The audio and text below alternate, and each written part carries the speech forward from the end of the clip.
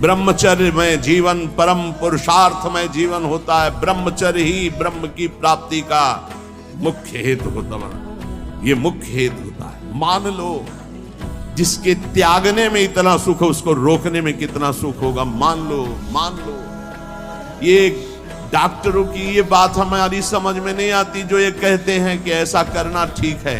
हमको उन लोगों की बात समझ में नहीं आती जो कहते हैं सर्वनाश का खेल खेलो और तुम स्वस्थ रहोगे।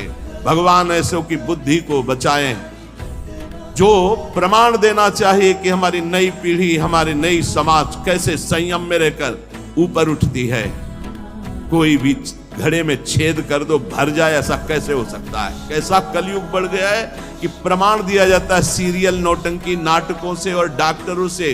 कैसी बुद्धि भ्रष्ट हो गई है उपदेश देने वालों की। धर्म शास्त्रों की अवहेलना करके ऐसे उपदेश देने वालों को नारकी गति प्राप्त होगी, कोई भी हो।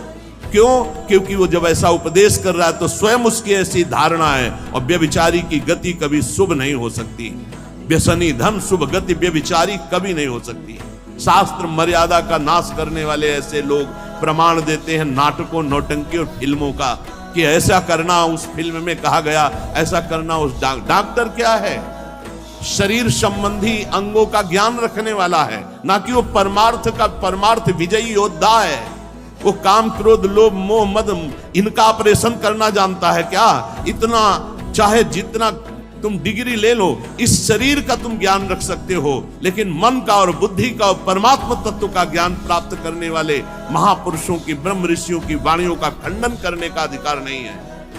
उन्हीं की बात से हमारा परमार्थ शुद्ध होता है। शरीर में जितनी पावर शक्तियां हैं वो सबका अंतिम रूप वीर्य है। सबका अंतिम रूप, सप्तम धातु का अंतिम रूप बनता है जाकर वीर्य। और उस पावर का नाश करने वाला कभी स्वस्थ रह सकता है? कैसी बुद्धि है, कैसा उपदेश है। यहां कह रहे हैं कि परमार्थ की शुरुआत ही ब्रह्मचर्य से होती है।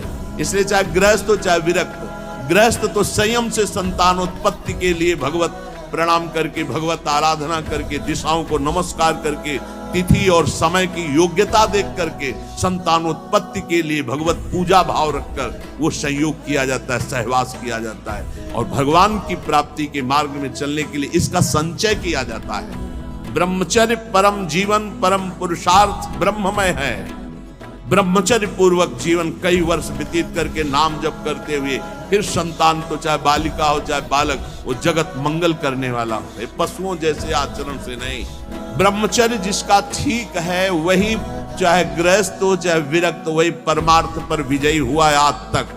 सद्भाषण, सद्विचार, सद्भावना, न्याय निष्ठा, आडंबर पाखंड का त्याग, वही जाकर के धर्मात्मा महात्मा बनता है। इसलिए भक्त को चाहिए कि ब्रह्मचर्य पर विशेष ध्यान दे और रात्रि के सोने के समय ज्यादा सावधान रहे। उस समय वेदना काम की जरूर जागृत होती है। उस समय जरूर ध्यानस्थ रहे, कीर्तन परायण रहे, नाम जप करते हुए शयन करे और शेष भाग रात्रि का भजन में व्यतीत करे। मध्य भाग शयन के लिए, शेष भाग प्रारंभ भजन और उठने के समय भजन।